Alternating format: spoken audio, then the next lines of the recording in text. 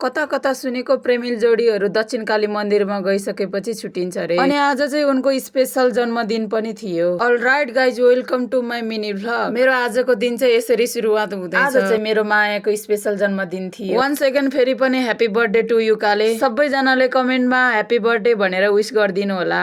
अनि यो भन्दा 4 साल अघि पनि 2079 साल चैत्र 13 गते पनि म दक्षिणकाली गएको। अनि उनी पनि त्यही दिनमा गएको रहेछ, तर थोरै संयोगले हाम्रो भेटै भएन। तर आज करिब 4 वर्षपछि त्यही ठाउँमा गए। अनि केही दिन अघि नै सल्लाह गरेको थियो उनको जन्मदिनमा दक्षिणकाली मन्दिरमा दर्शन गर्न जाने भनेर।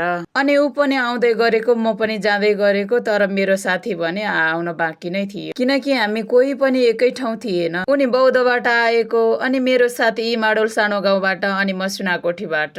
अनि सँगै हुने त कुरै भएन। तर कालेसँग चाहिँ हामी बीच बाटोमा भेट भएको थियो, किनकि कन्ट्याक्ट गर्दै गइसकेपछि भेट नहुने कुरै भएन।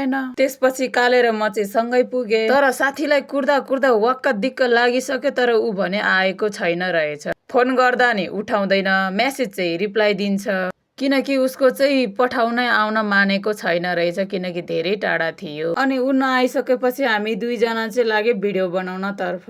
तर अझै पनि मेरो साथीले चाहिँ म 10 मिनटमा आइपुग्छु, 5 मिनटमा आइपुग्छु भन्दै भनिरहे। अनि मान्छे भने कोठाबाट निस्केको नै रहेनछ।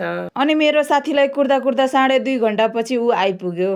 अनि हामी लागियो पूजा गर्न तर्फ। पूजा पनि गरे, फुलसुल पनि चढाए, बत्ती पनि बाले, तर भगवानसँग केही कुरा प्रे गर्न पनि बिर्सेछु। अनि एउटा कुरा, दक्षिणकाली मन्दिरमा गइसके कतिपय प्रेमिल जोडीहरू छुट्टिन्छ रे, तर भगवान यो चाहिँ कहिले नहोस् है। अनि घरिघरि चाहिँ साँच्चीकै हो कि जस्तो पनि लाग्थ्यो, त्यही भएर साथीलाई पनि लिएर गए। अनि त्यसपछि हामी टिका लाउन तर्फ पण्डित बाकोमा गएको थियो। पण्डित बाले त विदेशको यात्रा छ भने चाँडै सफल होस् भनेर आशीर्वाद दिन थाल्यो। अनि मैले भने उहाँको कोरियाको यात्रा 2 महिनापछि ठ्याक्कै भिजा लागोस् है पण्डित बा भनेको। सबैजना खिलिलिल हाँसेर मलाई पो हेर्न थाल्छ, किन 2 महिना हो र भन्न पो लाग्नु भयो, किनकि उसको इस्यु डेट पनि आउँदैछ नि त। अनि त्यसपछि फोटो भिडियो सुट गरेपछि हामी घरतिर फर्किए। अनि उनीहरू दुईजना चाहिँ लोकल बसमै जाम भनिरहेको थियो, तर मलाई बमिट लाग्छ, त्यही भएर इनड्राइभ बुक गरेर घर 3 जना सँगै ट्याक्सीमा फर्किए। भिडियोलाई अन्तिमसम्म हेरेर माया गरिदिनु होला। अनि आजलाई चाहिँ यति नै कुरा, नेक्स्ट भिडियोमा बाई बाई साथीहरू।